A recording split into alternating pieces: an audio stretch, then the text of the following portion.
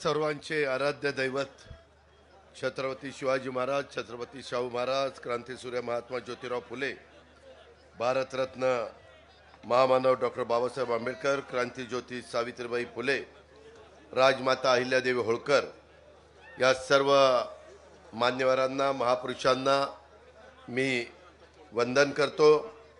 अवघ्या महाराष्ट्राचं श्रद्धास्थान असलेल्या आपल्या पंढरपूरच्या पांडुरंगाच्या चरणी देखील मी सुरुवातीलाच नतमस्तक होतो। मोहोळच्या या पवित्र भूमीमध्ये महायुतीचे अधिकृत उमेदवार यशवंत माने यांच्या प्रचारार्थ आपण या ठिकाणी जमलेलो आहे। या सभेला उपस्थित असणारे आपल्या सगळ्यांचे सहकारी राजन मालक, प्रशांत परिचारक, बाळासाहेब आजबे, कल्याण बाप्पा पाटील, कल्याणराव काळे, प्रदीप गारडकर, लतीफ तांबोळी, बाराजे पाटील, दिनकर भाऊ मोरे, अजिंक्यराव पाटील, वर्षाताई शिंदे, प्रकाश चौरे, ज्योत्स्नाताई पाटील, दीपक माळी, रामेश्वर मासाळ, असलम चौधरी, सुनील चव्हाण, दादा पवार, संजीव खिलारे, दादा कर्नावार, संतोष जाधव, रमेश माने, सुनील काळे, विकास वाघमारे, दिनकर पाटील, महायुतीचे सर्व मित्रपक्षांचे, आरपीआय सहित सगळ्या मित्रपक्षांचे उपस्थित असणारे आजी माजी पदाधिकारी, ज्यांनी आता आपल्या सर्वांच्या साक्षीने पक्षप्रवेश केला ते आपल्या सगळ्यांचे सहकारी निखिल गुंड, कैलासराव भोसले, त्यांच्याबरोबरचे असंख्य कार्यकर्ते, माझ्या मोहोळ विधानसभा मतदारसंघातले जमलेले प्रतिष्ठित मतदार, माऊली, माझे बांधव, पत्रकार मित्र आणि माझ्या तरुण मित्रांनो, एकंदरीतच मला एका गोष्टीची आठवण आहे। राष्ट्रवादी काँग्रेस पक्षाची 10 जून 1999 ला स्थापना झाल्यापासून ह्या राष्ट्रवादी काँग्रेस पक्षाचं सोलापूर जिल्ह्याने राष्ट्रवादी काँग्रेस पक्षावर भरभरून अशा प्रकारचं प्रेम केलं। राष्ट्रवादी काँग्रेस पक्षाला साथ दिली। आताची परिस्थिती जरा वेगळी आहे। आपण इथून अनुक्रमांक 3 वर जे मशीन तुम्हाला येणार आहे, एक का दोन मशीन, एक मशीनवर पहिल्या 3ऱ्या क्रमांकावर आपल्या यशवंत तात्या मानेंचं नाव आहे आणि त्यांच्या पुढं त्यांचा फोटो असेल आणि घड्याळ असेल। त्या घड्याळाचं पवित्र बटन दाबण्याचं काम 20 तारखेला आपण सर्वांनी करावं, ही पहिल्यांदा हात जोडून आपल्याला विनंती। शेजारच्या माढा विधानसभा मतदारसंघामध्ये देखील अनुक्रमांक 3 वरच मिनलताई साठे यांचं नाव आहे, महायुतीच्या त्या उमेदवार आहेत, घड्याळाचं त्यांचं चिन्ह आहे। त्याही माझ्या भगिनीला आपण त्या भागातल्या मतदार बंधू भगिनींनी तिथेही बहिणीच्या नात्याने त्यांना मत द्यावं, त्यांना पाठिंबा द्यावा, त्यांना सहकार्य करावं, अशा प्रकारची विनंती देखील ह्या सभेच्या निमित्तानं त्या भागातल्या आणि इथं उपस्थित असणाऱ्या माझ्या सहकाऱ्यांना करतो। खरं तर आपल्याला बघता बघता संपूर्ण महाराष्ट्रामध्ये ह्या विधानसभा निवडणुकीची धामधूम चालू आहे। केंद्रातले लोक येत आहेत, विरोधी पक्षाचे येत आहेत, सत्ताधारी पक्षाचे येत आहेत, पंतप्रधान येत आहेत, त्याच्यामध्ये नितीन गडकरी आहेत, अमित शहा आहेत, बरेच जण येत आहेत। आम्ही देखील महाराष्ट्रामध्ये फिरतोय आणि निवडणूक आपल्या सगळ्यांच्या भवितव्याची आहे। यंदा सुदैवाने पाऊसकाळ चांगला झाला, धरणं भरलीत आणि पाऊस चांगला झाल्यामुळं विहिरींना देखील पाणी आहे, बोरला देखील पाणी आहे। आम्ही त्याच्यात एक महत्त्वाचा निर्णय घेतला। बरेच दिवस माझ्या मनामध्ये होतं मोहोळकरांनो की आपल्या शेतकऱ्यांना 3, 5, 7.5 हॉर्सपॉवरचं वीज बिल माफ करायचं, त्यांना 0 बिल त्या ठिकाणी द्यायचं, आणि तो निर्णय यंदाच्या अर्थसंकल्पामध्ये आम्ही केला। योग कसा जुळून आला बघा। अर्थसंकल्प मांडला, योजना चांगल्या जाहीर केल्या आणि नेमकं पाऊस काळ देखील चांगला झालाय, निसर्गाने पण साथ दिलेली आहे। आता इथून पुढं बरेच शेतकऱ्यांच्या बाबतीमध्ये निर्णय घेतलेत आम्ही। लोकसभेच्या निवडणुकीच्या निमित्ताने फटका बसला, 0.6% मतं महायुतीला कमी पडली 0.6%।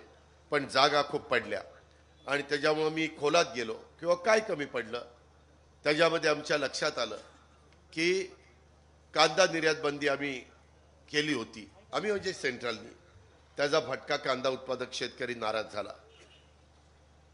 नाशिक, फलटण, पुणे, सातारा, सोलापूर ह्या सगळ्या बेल्टमध्ये मोठ्या प्रमाणावर कांदा उत्पादक आहे.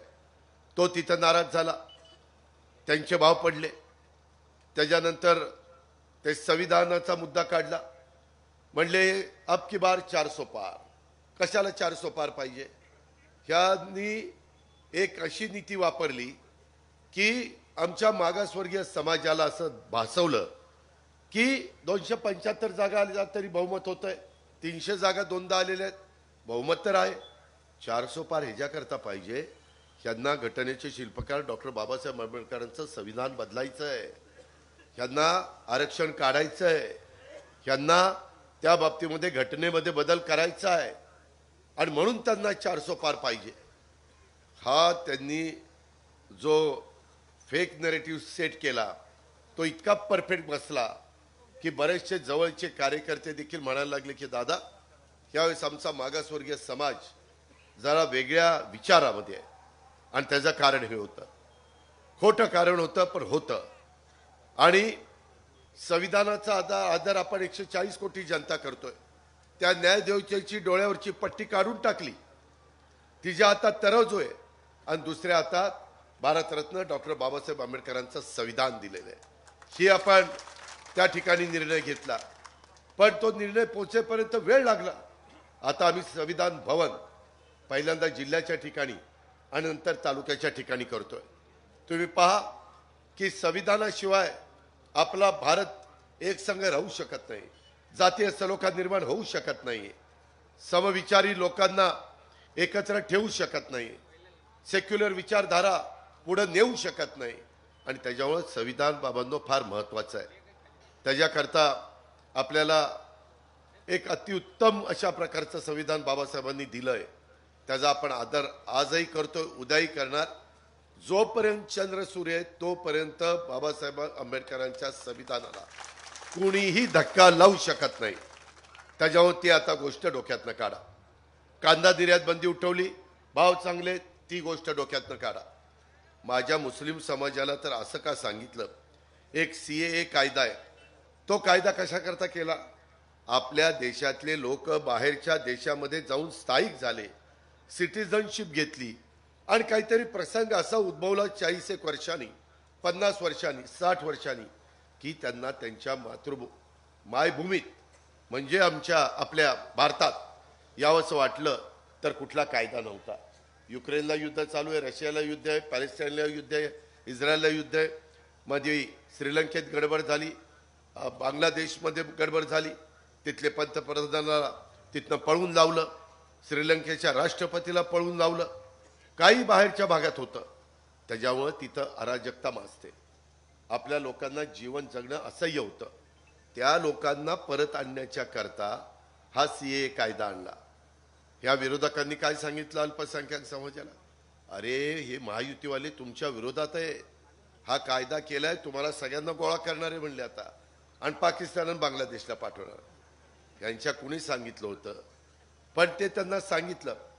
आणि संविधानाच्या बाबतीत असंही सांगितलं, अब की बार 400 पार झाल्यानंतर हिंदू राष्ट्र घोषित करणार आहे आणि फक्त हिंदूंनाच मताचा अधिकार, बाकीच्यांना नाही.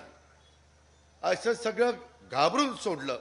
आणि त्याच्यामुळं त्यावेळेस अक्षरशः माझा मागासवर्गीय समाज, माझा आदिवासी समाज, माझा अल्पसंख्याक समाज यांनी आमच्यापासून दुरावा निर्माण केला. माझी त्या सगळ्यांना आग्रहाची, नम्रतेची, कळकळीची विनंती आहे, आम्ही शिवशाहू फुले आंबेडकरांच्या विचाराचे लोक आहोत. आम्ही सर्वांना बरोबर घेऊन जातो, आमच्यामध्ये जातीय सलोखा ठेवतो, कुठेही जातीय त्या ठिकाणी अंतर पडू नये, दरी निर्माण होऊ नये, ह्याकरता आम्ही काम करतो. मधी एक नेते आले, एका राज्यातले मुख्यमंत्री होते, आणि त्या ठिकाणी घोषणा केली, बटेंगे काय कटेंगे तो बटेंगे ना, बटेंगे तो कटेंगे, हा असली काहीतरी घोषणा केली. मी त्यांना सांगितलं ही घोषणा शिवशाहू फुले आंबेडकरांच्या महाराष्ट्राला चालणार नाही. त्यामध्ये आम्ही सगळे युगपुरुष छत्रपती शिवाजी महाराज यांच्या विचारांनी पुढे चाललो. रयतेचं हिंदवी स्वराज्याचं स्थापना केली, त्यावेळेस रयतेचं राज्य केलं. रयतमध्ये सगळे आले, सगळे, आणि ह्या हिंदुस्थानला पुढे नेण्याचं काम, हिंदवी स्वराज्याला पुढे नेण्याचं काम हे छत्रपतींनी केलं, शिवाजी महाराजांनी केलं, नंतर छत्रपती संभाजीराजांनी केलं. हा इतिहास कोणी नाकारू शकत नाही. त्याच्यामुळं माझ्या अल्पसंख्याकांना मला सांगायचं, घाबरू नका, मी तुमच्या पाठीशी आहे, कोण तुम्हाला काही करू शकत नाही. आम्ही कुणाला वाऱ्यावर सोडणारी माणसं नाही. आम्ही फार चांगल्या चांगल्या योजना आणल्या. यावेळेस तुम्हाला अल्पसंख्याक विभागाला पण निधी दिला. मी सगळ्या आमदारांना अल्पसंख्याक विभागाच्या करता माझ्या शादीखाना असेल, त्या ठिकाणी उर्दू शाळा असेल, तिथं दफनभूमीला वॉल कंपाऊंड करायचं असेल, तिथं अजून काही त्यांना त्या समाजाच्या करता काम करायचं असेल तर त्यांना निधी देण्याचं काम आम्ही राज्य सरकारच्या मार्फत केलं. बजेटमध्ये 1000 कोटी रुपयाची तरतूद केली. मौलाना आझाद महामंडळाला 1000 कोटीची तरतूद केली. भाग भांडवल वाढवलं. 50 कोटीची गॅरंटी होती राज्य सरकारची, ती 500 कोटी रुपयापर्यंत केली. मदरसांचा पगार 6000 होता तो 16000 केला, 8000 होता तो 18000 केला. त्याच्यामध्ये माझ्या अल्पसंख्याकांच्या मुलामुलींना 5 लाखापर्यंत त्या ठिकाणी कर्ज मिळत होतं, ते 20 लाखापर्यंत मर्यादा वाढवली. त्याच्या संदर्भामध्ये आपण त्या बाबतीत जवळपास आम्ही सगळ्यांनी पुढाकार घेतला आणि त्याच्यातून जर आपण या समाजाच्या करता काही दिलं नाही तर कारण नसताना समाजाला कुठंतरी आम्हाला दुर्लक्ष केलं जातं, अशा प्रकारची भावना त्यांच्या सगळ्यांच्या मनामध्ये निर्माण होईल. आणि म्हणून अर्थसंकल्प सादर करत असताना मी अनेक चांगल्या चांगल्या गोष्टी करण्याचा प्रयत्न केला. आणि त्यामध्ये आम्ही डॉक्टर झाकीर हुसेन मदरसा आधुनिकीकरण योजनेत अनुदान प्रतिवर्ष 2 लाख होतं, ते 10 लाखापर्यंत वाढवण्याचा निर्णय घेऊन त्याची अंमलबजावणी आम्ही केली. त्याचबरोबर आम्ही ह्याच्यामध्ये वेगवेगळ्या समाजाला परदेशामध्ये गरिबांच्या मुलांना शिक्षणाच्या करता शिष्यवृत्ती देऊन पाठवतो. तिथं माझ्या अल्पसंख्याक समुदायातील मुलामुलींना परदेशात शिक्षणाची संधी मिळावी, त्यांच्या गुणवत्तेला वाव मिळावा म्हणून अल्पसंख्याक समुदायातील प्रतिवर्षी 75 विद्यार्थिनींना प्रति विद्यार्थी दरवर्षी 40 लाख रुपयाची शिष्यवृत्ती देण्याचा निर्णय आम्ही घेतला आणि त्याच्यात तेवढ्या करोडो रुपयाची तरतूद केली. शिष्यवृत्ती योजना सुधारित वाढून त्यांना 50,000 रुपयाची शिष्यवृत्ती देण्याचा निर्णय आपल्या राज्यामध्ये शिकणाऱ्यांना त्या ठिकाणी घेतला. ह्या पद्धतीनं आम्ही काम करणार आहोत. आम्ही नुसते बोलणारे नाही. मी तर यावेळेस सोशल इंजिनिअरिंग केलं. राजन पाटील, प्रशांत परिचारक, कल्याणराव काळे, आम्ही राष्ट्रवादी काँग्रेस पक्षामध्ये तिकीट वाटप करत असताना आम्हाला भले 60 जागा आल्या, त्याच्यामध्ये मी 10% जागा ह्या माझ्या मुस्लिम समाजाला दिल्या. हसन मुश्रीफ, त्याच्यामध्ये नवाब मलिक, जिशान सिद्दीकी, नजीब मुल्ला, शेख आणि सना मलिक, 6 जणांना मी तिकीट दिली. मध्ये यशवंताला विचारा, 2 जागा मला विधान परिषदेच्या आल्या. त्याच्यात विधान परिषदेमध्ये एक पण अल्पसंख्याक आमदार नाही. माझ्या ज्यावेळेस लक्षात आलं, मी ताबडतोब, काँग्रेसने नाही केलं, इतरांनी केलं नाही, पण मी इद्रिस नायकवाडी आमच्या मिरजचे, त्यांना तिथं आमदार केलं. त्यांना विचार आमदार केलं की नाही. आम्ही नुसतं बोलत नाही, आम्ही कृती करतो. त्याच्यामुळं माझ्या अल्पसंख्याक समाजाला विनंती आहे, तुम्ही सगळ्यांना एकाच चष्म्यातनं बघू नका.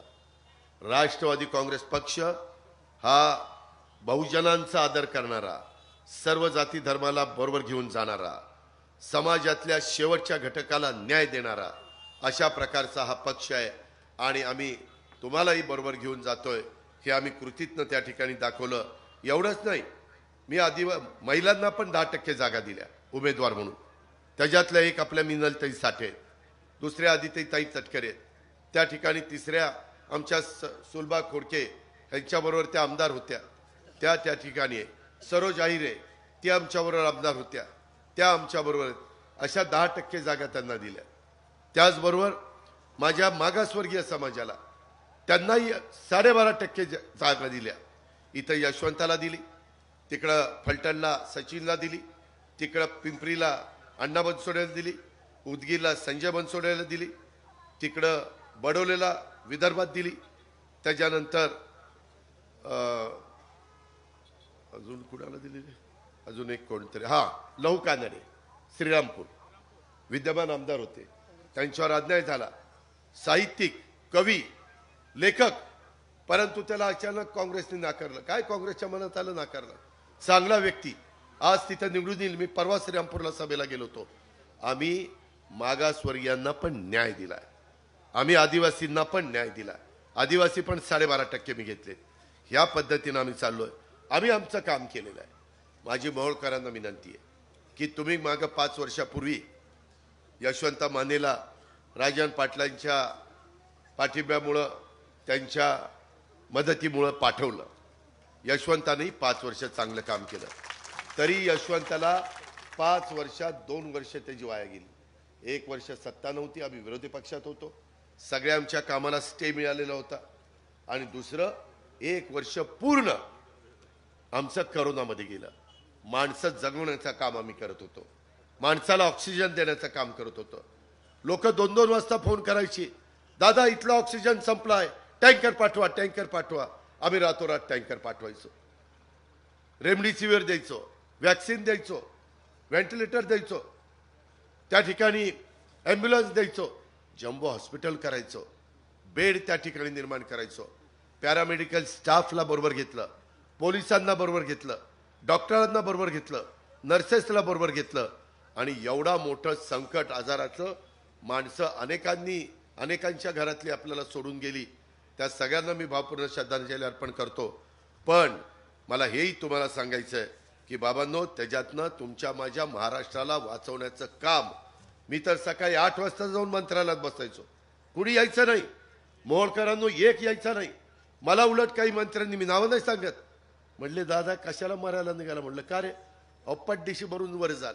अरे म्हणलं आपल्याला लोकांनी त्या ठिकाणी जबाबदारी दिलेली आहे. जबाबदारीतनं पळून जाणारी माणसं आपण नाही. आपण त्या ठिकाणी समोर गेलं पाहिजे. जर मंत्रालय बंद पडलं तर उद्या जिल्हा बंद पडेल, तालुका बंद पडेल. बाकीचे अधिकारी म्हणतील अरे तिथंच कोण बसत नाही तर आम्ही का करायचं. तिथनं मी व्हिडिओ कॉन्फरन्सिंगच्या द्वारे कलेक्टर असतील, SP असतील, CO असतील, त्या ठिकाणी आरोग्य विभागाचे अधिकारी असतील, DHO असतील, सगळ्यांशी संपर्क साधायचो. कुठं आमदारांचे निरोप आले, इथं असं घडलं, ताबडतोब त्या ठिकाणी आपण मदत करायचो. ह्याच्यातून आम्ही महाराष्ट्राला काढलं. आम्ही कामाची माणसं आहोत. आम्ही नुसते बोलणारे नाही, आम्ही बोलगेवडे नाहीत, आम्ही कृती करणारे आहेत. आणि त्याच्यानंतर 2 वर्ष ह्याच्यात गेली. राहिलेल्या 3 वर्षात किती दिले? 3,500 कोटी रुपये दिले. 3,500. घास नाही, घास. हे येड्या गावळ्याचं काम नाही. आता पुढच्या वेळेस त्या ठिकाणी निवडून द्या. पुढच्या वेळेस निवडून दिलं तर 5 वर्षाच्या करता तुमच्या मोहोळ विधानसभा मतदारसंघामध्ये आत्ता तरी 3,500 कोटी रुपये दिले. पुढच्या वेळेस 4,000 कोटी रुपये देतो. इथल्या विकास कामाला 4,000 कोटी. तुमचे रस्ते, तुमचे विजेचे प्रश्न, तुमचे त्या ठिकाणी पिण्याच्या पाण्याचे प्रश्न, शेतीच्या पाण्याचे प्रश्न, हे अजिबात त्या ठिकाणी शिल्लक ठेवणार नाही. त्याचबरोबर आपल्याला सोलापूर जिल्ह्यातल्या मोहोळसह माढा तालुक्यातल्या जनतेच्यासाठी अत्यंत महत्त्वाच्या असणाऱ्या अष्टउपसा सिंचन योजनेला शेवटी आचारसंहिता लागायच्या आत राजन मालकाचा फोन यायचा, यशवंताचा फोन यायचा, दादा काहीतरी करा, दादा काहीतरी करा. म्हणजे ही म्हणायचा दादा काहीतरी करा, ती मालक म्हणायचा करतो की नाही. पहिला म्हणलं इल्लच भारी चाललंय, पण मी म्हणलं नाही करत जा. त्यामध्ये मी त्यांना सांगितलं मालक काळजी करू नका, आता ही शेवटचीच ही निवडणूक आहे. आता 2029ला मतदारसंघाची फेररचना होणार आहे, आरक्षण बदलणार आहे. त्याच्यामुळं त्याच्या त्याच्यामुळं आपण काही काळजी करू नका. यशवंता तर तिकडंच झोपायला होता, पहाटेच यायचा. आणि मित्रांनो, 772 कोटीच्या सुप्रमाला मान्यता दिली. 772 कोटी. त्यामध्ये ह्या निर्णयामुळं माझ्या मोहोळ तालुक्यातल्या अनगर, देवडी, वाफळे, खंडोबाची वाडी, नालबंदवाडी, कोंबडवाडी, कुरणवाडी, हिवरे, वडाची वाडी, चिखली या 9 गावांना सिंचनाचा लाभ त्या ठिकाणी होणार आहे. आणि मोहोळ तालुक्यातील ह्या उपसा सिंचन योजनेमुळं 24, तर माढा तालुक्यातील 3 गावातील 12,900 हेक्टर क्षेत्र म्हणजे गडीभर 13 धरा म्हणजे 13 26, 26 आणि 6.5 32,000 एकर क्षेत्र ओलिताखाली येणार आहे. 32,500 एकर हे असं तसं काम नाहीये. या प्रकल्पाला मंत्रिमंडळाने सुप्रमा 722 कोटी 19 लाखाला दिली. तृतीय सुप्रमा अहवालाने नव्याने समावेश केलेल्या मोहोळ तालुक्यातील अनगरसह 9 गावातील जवळपास 4,000 हेक्टर म्हणजे 10,000 एकर सिंचनाखाली येणार आहे. हे तुम्हाला मागच्या कुठल्या तरी सभेमध्ये कुठे गेले मला हे तुमच्या कुठल्या सभेत मी सांगितलं होतं की मी करून देईल. 10,000 मी शब्दाचा पक्का आहे. दिलेला शब्द मी पुरा करतो आणि वचनपूर्तीचं काम करतो. आम्ही आमचं काम केलेलं आहे. या राज्याचा सर्वांगीण विकास हाच आमचा महायुतीचा अजेंडा आहे. आम्हाला महिलांना दिलेलं जे काही लाडकी बहीण योजना, त्याला काही महिलांना तर त्यांची सुरुवात झाली नाही. दिवाळीला एकदम 5 महिन्याचे 7,500 रुपये मिळाले की नाही? 7,500. काहींना पहिले 3 मिळाले, नंतर 1.5 मिळाले, नंतर 3 मिळाले. काहींना पहिले 3 आणि नंतर 4.5 मिळाले. 7,500 रुपये माझी महिला खुरपणीला जाते, रोजगार हमीवर जाते, कष्ट घेते, त्या ठिकाणी संसार करते. तिच्याकडे कुणी सगळे दुर्लक्ष करतात. अशा महिलेला झाडू पोछा करते, धुणं भांडी करते, स्वयंपाक करते. अशा महिलांकडे कुणी लक्ष देत नव्हते. आणि त्याच्यामुळं मी ह्या सगळ्या गोष्टी केल्या. आणि आम्ही सगळ्यांनी मिळून सरकारने तुम्हाला ही योजना दिली. विरोधक ओरडत होते, अरे ह्यांच्याकडे पैसा नाही आणि कसले पैसे देणार आणि पैसे येणार नाही. अरे तुम्हाला कोणी सांगितलं नाही देणार? महिलांना विचारा पैसे मिळाले का नाही. काही पण बोलायचं, खोटं बोलायचं, दिशाभूल करायची. पहिल्यांदा विरोध केला, कोर्टात गेले, स्टे आणण्याचा प्रयत्न केला, सगळे प्रकार केले. महिलांनो, माय माऊलींनो, बहिणींनो, हे असली लोक आहेत ती. आता त्यांचा विचार करायचा नाही. ह्या योजना तुम्हाला पुढे 5 वर्ष चालवायच्यात. तुमचं 3, 5, 7.5चं लाईट बिल पुढे 5 वर्ष आपल्याला शून्य ठेवायचं आहे. तुमचा दुधाचा दर हा 5-7 रुपये वाढवलाय. त्याला जिथं जेव्हा दुधाचा दर अडचणीत येईल तेव्हा शासनाकडनं मदत करायची. गोरगरिबांच्या मुलींना फुकट कॉलेजचं शिक्षण त्या ठिकाणी द्यायचं. पूर्वी 50% होते, आता 100% त्या ठिकाणी मोफत केलेलं आहे. आणि 3 गॅस सिलेंडर द्यायचे. ह्या सगळ्या योजना चालू ठेवायच्या असतील तर बांधवांनो, माय माऊलींनो, एक काम करावं लागेल. ते तुमच्या हातात आहे. उद्याच्या 20 तारखेला मतदानाला जाल त्यावेळेस 3 नंबरला घड्याळाची खुणे घड्याळाची त्याचं बटन दाबायचं. इथं पण घड्याळ आहे. आणि माढा विधानसभा मतदारसंघामध्ये देखील राष्ट्रवादीच्या उमेदवार म्हणून मिनलताईंचं पण घड्याळ आहे. त्यांचाही नंबर 3च आहे. तिथं आपल्या मित्र, नातेवाईक, परिचितांना त्याच गोष्टी सांगाव्यात. शेवटी आपल्याला सगळ्यांना बरोबर घेऊन जायचं. त्याच्यामध्ये मला यंदा कळलंच नाही.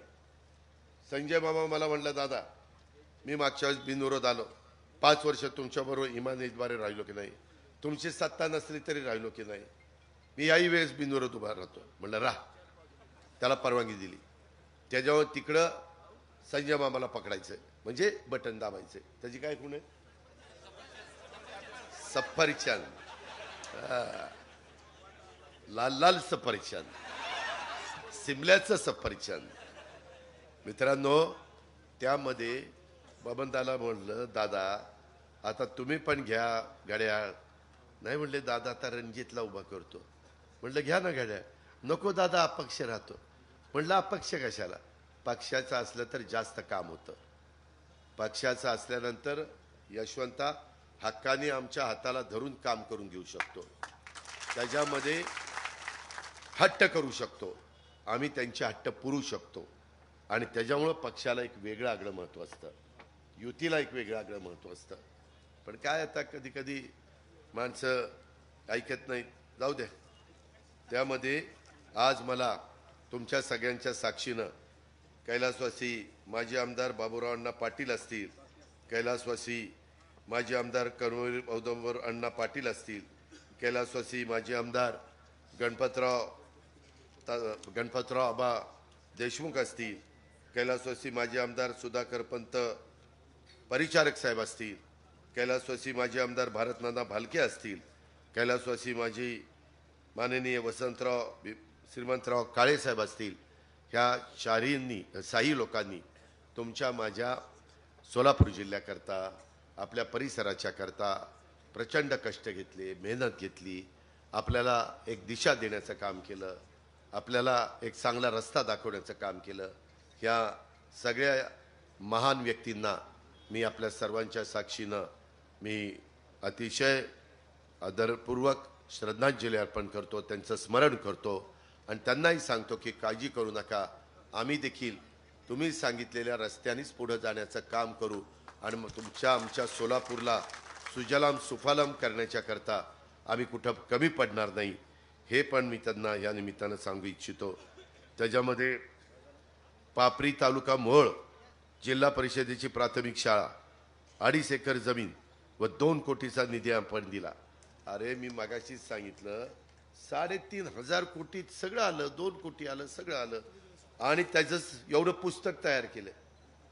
त्या पुस्तकामध्ये सगळे पुरावे, कुठल्या गावात नान्नजला काय केलं, शिंगोलीला काय केलं, अर्धनारीला काय केलं, इसगावला काय केलं, तुम्ही उपलब्ध करून दिले. हा बरोबर आहे, ते CSR मधनं केले होते. ते सांगितलं की सगळेच येथील उपलब्ध करून काय बोला. हा त्याला काढून टाकलेलं आहे, काळजी करू नये. त्यामध्ये मला आपल्याला एवढंच सांगायचंय,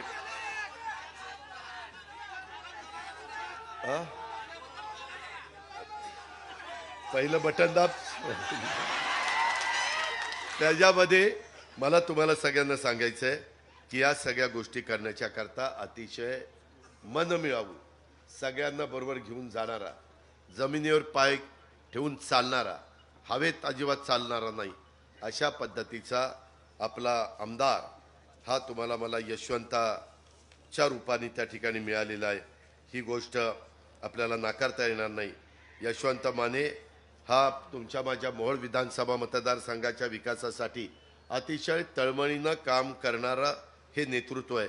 एक आदर्श लोकप्रतिनिधी म्हणून आमदार मानेंची राज्याला देखील ओळख झालेली आहे. मोहोळ मतदारसंघाचे प्रश्न मार्गी लागावे आणि तुमचे आमदार त्याकरता सातत्याने प्रयत्न करत होते. त्यासाठीची त्यांची धावपळ मी उघड्या डोळ्यांनी जवळनं त्या ठिकाणी पाहिलेली आहे. मात्र आता वेळ तुमच्यावर आलेली आहे. आता विकासाच्या आणि विकास करणाऱ्याच्या मागं ठामपणे उभं राहण्याची, मतदारसंघाच्या विकासासाठी तळमळीनं काम करणाऱ्या आपल्या लोकप्रतिनिधीला प्रोत्साहन देण्याची आणि त्याच्या घड्याळाच्या चित्रावर शिक्का मारण्याची अशा प्रकारची ही वेळ आलेली आहे. आपण त्याच्यामध्ये कुठं कमी पडू नका. इथं आमचे परिचारक प्रशांतजी आहेत, राजन पाटील आहेत, बाकीचे सगळे आहेत. साखर कारखान्याला देखील मध्ये मी अमित शहांना म्हणालो की MSPचा दर वाढला पाहिजे. साखरेचा बद्दल ऊसाचा दर वाढल्याशिवाय माझा शेतकरी समाधानी होणार नाही आणि ते केंद्राच्या हातात आहे.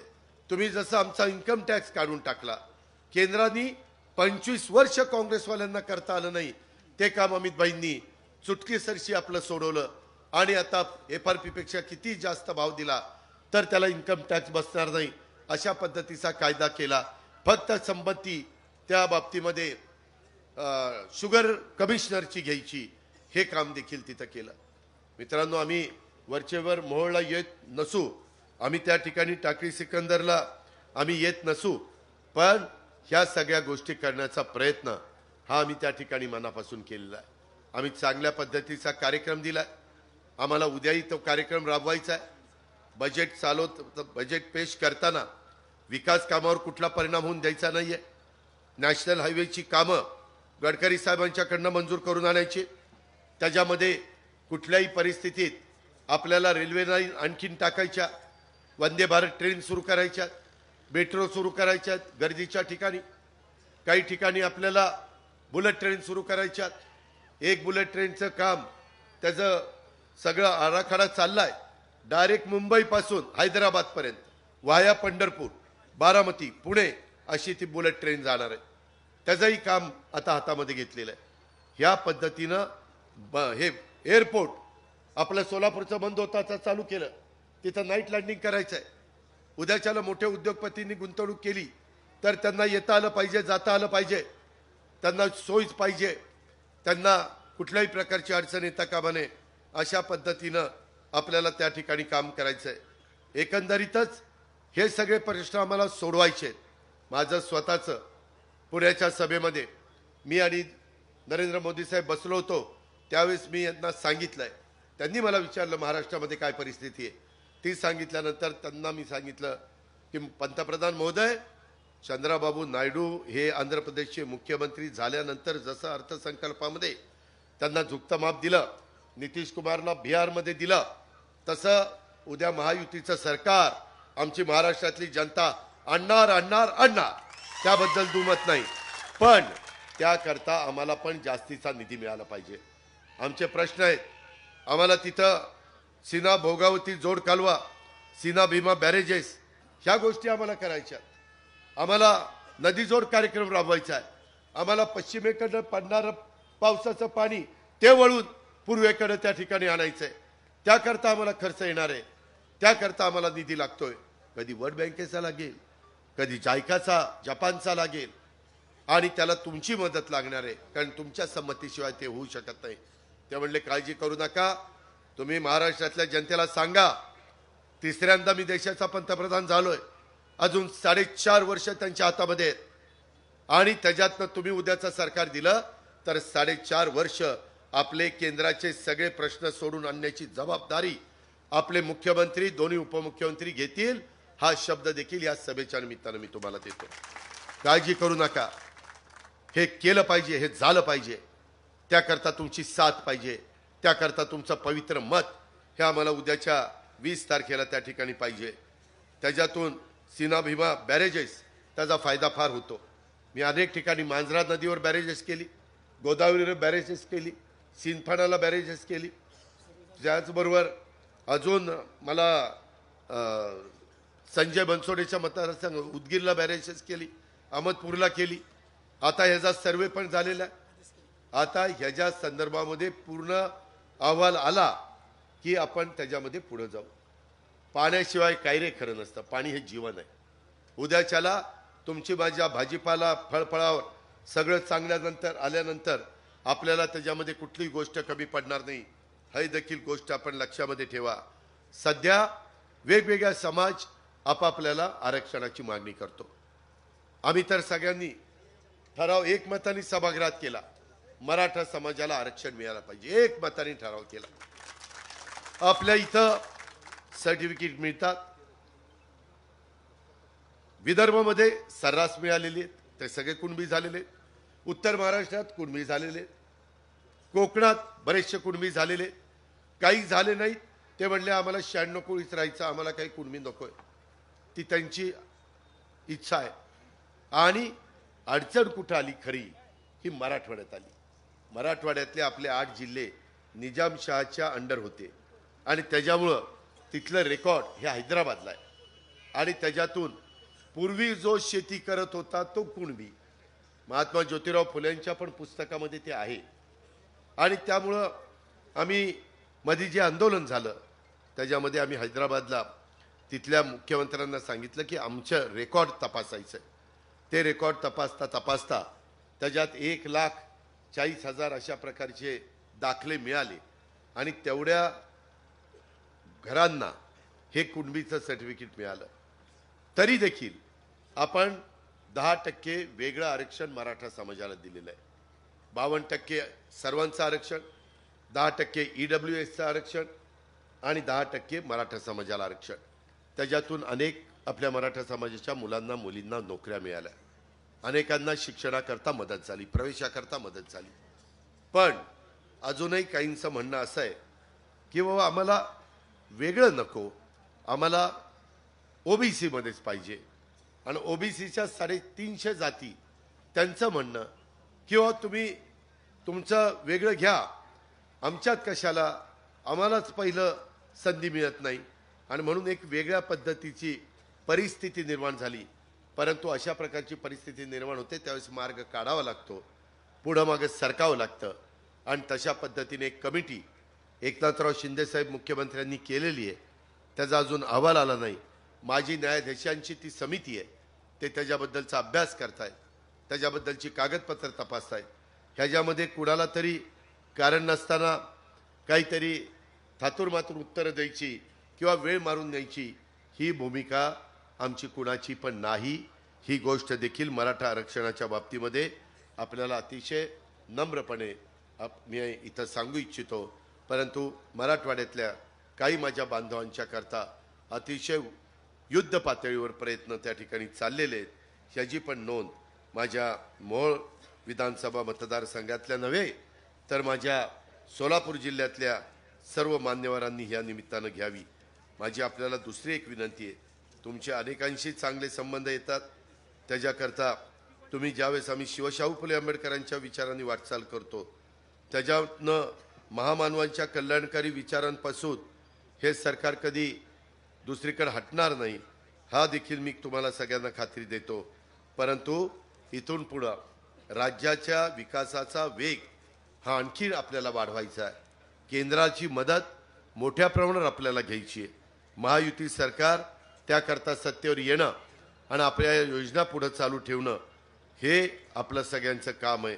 म्हणून माझी तुम्हाला विनंती आहे, महायुतीचे आणि राष्ट्रवादी काँग्रेस पक्षाचे अधिकृत उमेदवार या नात्याने मोहोळ विधानसभा मतदारसंघातनं दुसऱ्यांदा यशवंता माने यांना आपल्या सगळ्यांचं प्रतिनिधित्व करण्याची संधी द्यावी. ही प्रतिनिधित्व त्यांनी दिल्यानंतर आपण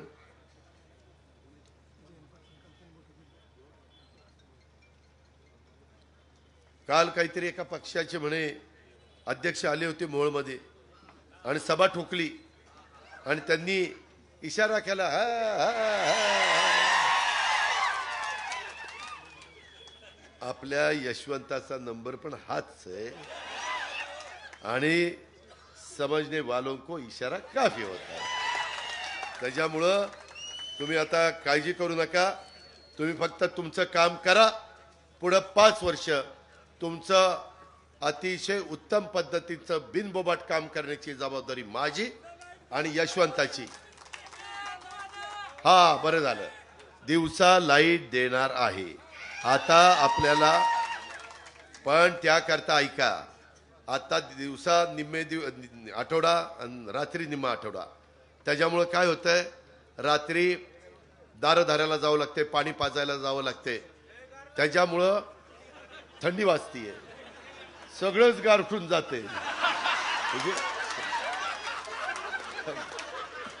त्याच्यामध्ये थंडी वाजल्यामुळं अशी परिस्थिती निर्माण झाली. शेवटी आपला सगळ्यांचा जीव महत्वाचा आहे आणि त्यामुळं आम्ही आता ठरवलेलं आहे, आमचं काम 9,500 मेगावॉट वीज आम्ही सूर्यावर तयार करतोय. 35,000 एकरामध्ये काम चाललेलं आहे. काही काम पूर्ण झालंय. ते काम पूर्ण झाल्यानंतर आपल्या राज्यातल्या शेतकऱ्यांना दिवस उजाडला वीज चालू, दिवस बंद मावळला वीज बंद, घरी मावळल्यानंतर जायचं, आपल्याच घरी जाऊन बायका पोरांच्यात राहायचं, कुठं गडबड करायची नाही आणि जेवायचं, गप्पा मारायच्या, मुलाबाळांचं शिक्षणाचं विचारपूस करायची. रात्री बिबट्याची भीती नाही, त्याच्यामध्ये रानगाव्याची भीती नाही, त्याच्यामध्ये रानडुकराची भीती नाही, विंचू काटा साप कोणाची भीती नाही. फक्त व्यवस्थितपणे निर्व्यसनी राहून साधू संतांचा विचार, वारकरी संप्रदायाचा विचार ते मनामध्ये ठेवून घरातल्या कुणालाही त्रास न देता तिथं शांत रात्री राहायचं. अशी व्यवस्था केलेली आहे. हा पर्ण पीक विम्याचं पण चालू आहे. 1 रुपयात पीक विमा केलेला आहे, ते काम चाललेलं आहे. इतरांच्या बाबतीमध्ये देखील पहिल्यांदा हे सगळं पचनी पाडून घ्या, हे सगळं घ्या ना. त्याच्यामध्ये हे सगळं करताना उद्याच्याला पुन्हा निवडून गेल्यानंतर मला अर्थसंकल्प बघावा लागेल. जे जे माझ्या बळीराजाकरता शेतकऱ्यांच्या करता करायचं असेल ते करण्याच्या करता हा शेतकऱ्याच्या पोटचा मुलगा या नात्याने तुम्हाला काही कमी पडून देणार नाही हा शब्द देतो आणि आपल्या सगळ्यांची रजा घेतो. जय हिंद, जय महाराष्ट्र.